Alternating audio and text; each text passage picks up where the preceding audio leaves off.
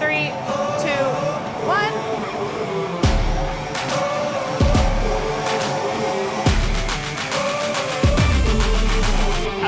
Done.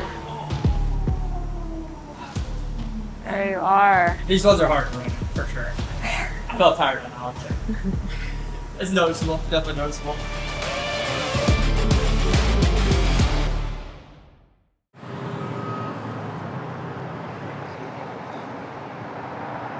We are here in Boston at the PUMA American offices, and we're gonna be testing out what is potentially the fastest running shoe that's ever been made. We're gonna be doing a running economy test to see if the new PUMA shoe is faster than the current world's fastest shoe, the Nike AlphaFly 3. Let's go put it to the test.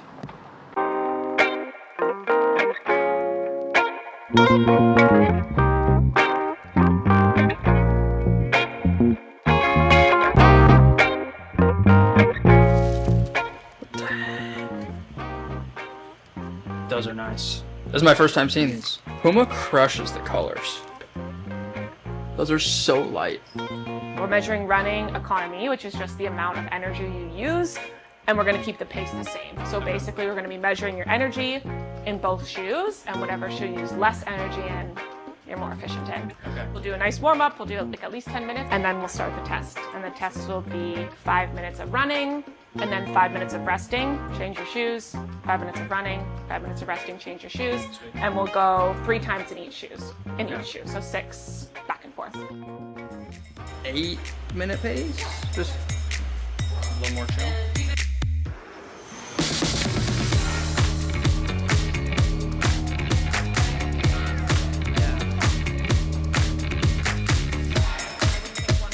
I'm already sweaty. Okay, we just did our warm-up miles on the treadmill just to get the jet legs out, and now we're going into the test. We have the PUMA Fast-R 3. These things are crazy light. Remind me again how much they weigh? 170. 170 grams. That's so light. So what we're gonna do is 3 intervals, 5 minutes in each shoe, back and forth, AlphaFly, PUMAs, and then they're gonna take an average of all those to determine which one makes me a more efficient runner. So we're starting with the Fast-R 3s. Let's find out.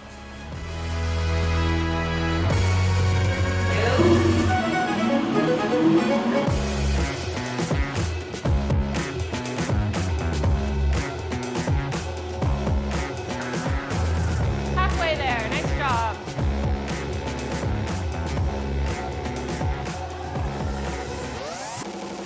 And 3, 2, 1, and you're done. Nice job.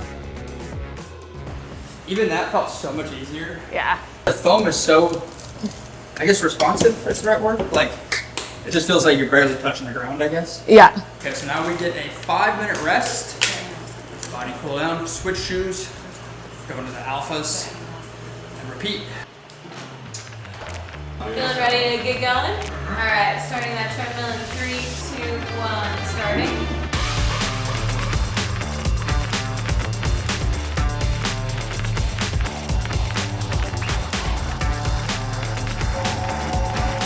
All right, in 3, 2, 1, and you're all done.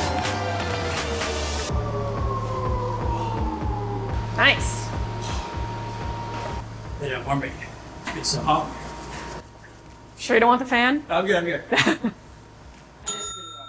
So what's the main metric that's gonna tell us which shoe is faster? So it's going to be your VO2, so how much oxygen you're using, and then also your VCO2, so how much carbon dioxide you're outputting as well. For each shoe, we'll calculate your running economy, we'll average it together for the 3 shoes, and then we'll compare the difference. Science.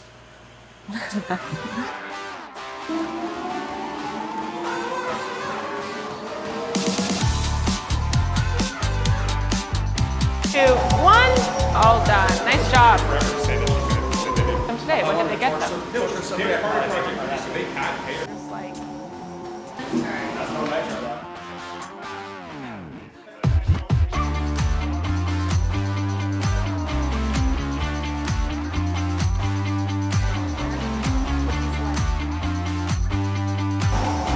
All right, in 3, 2, 1, and you're done.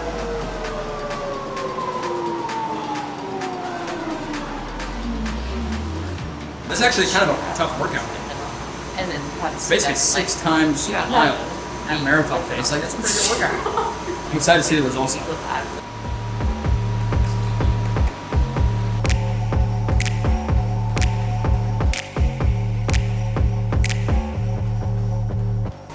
have a feeling I know what the results are going to be, just that I can tell the effort between the two. It's pretty consistent. I don't want to say which ones yet. We're going to find out after this last run. Last one, here we go.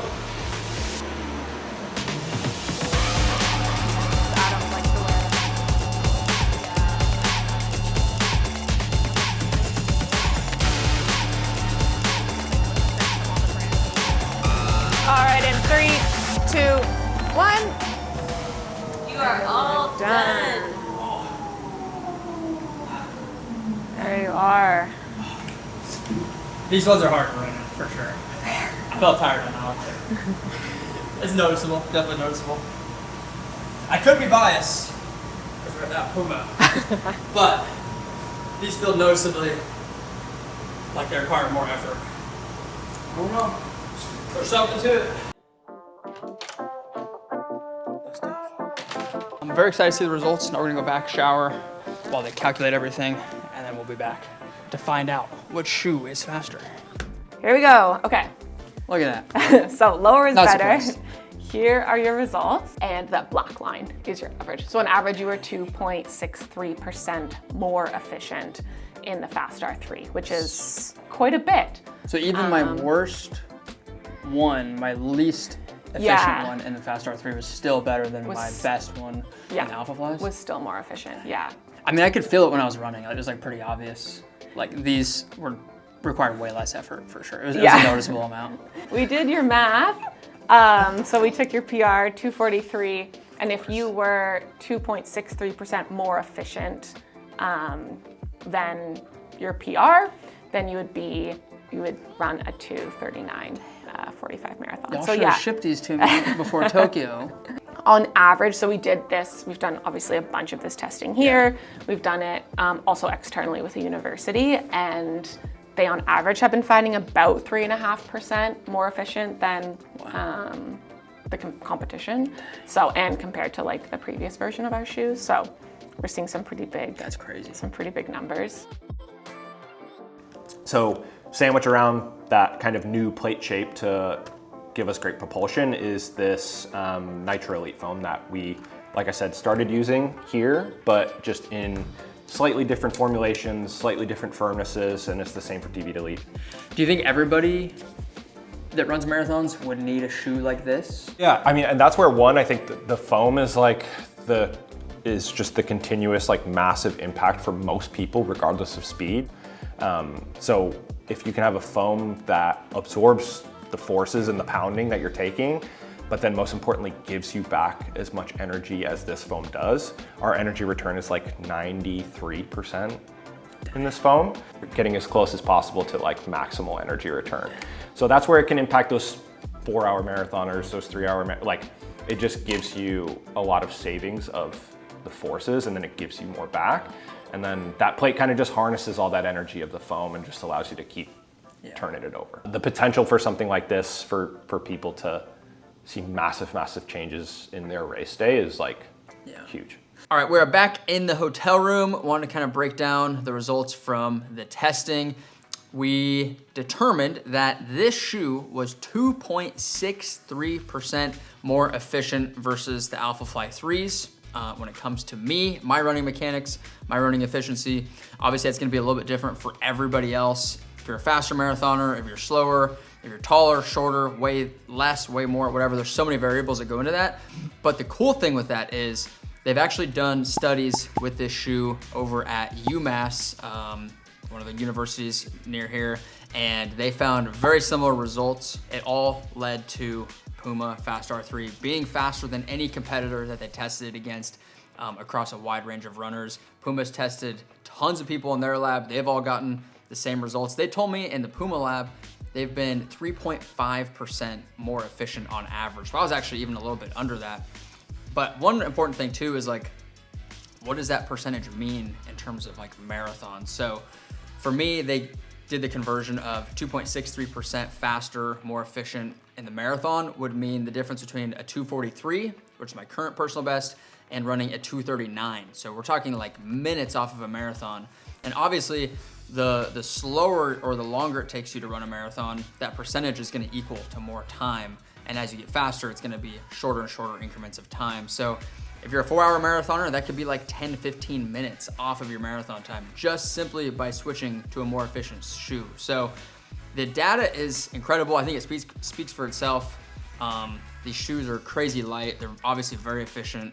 You can feel it when you're running. I could even tell before we got the results yesterday, I knew what the results would be just based on how the shoes felt and my relative effort versus the AlphaFly. So the anecdotes hold up, the hard data holds up.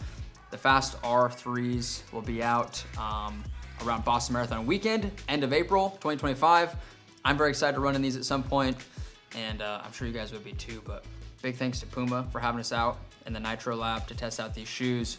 The science is getting better, the shoes are getting better, people are getting faster, so it's really cool to see. But thank you guys for watching. I'll see you in the next video. Peace.